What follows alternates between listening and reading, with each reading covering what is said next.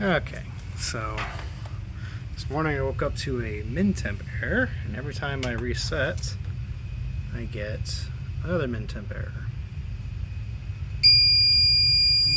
And I can't really do anything, so busting out the hairdryer.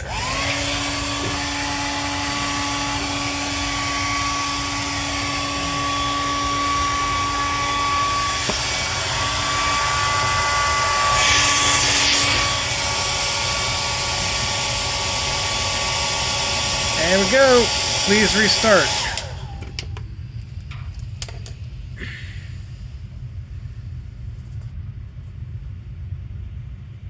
And now it's fixed.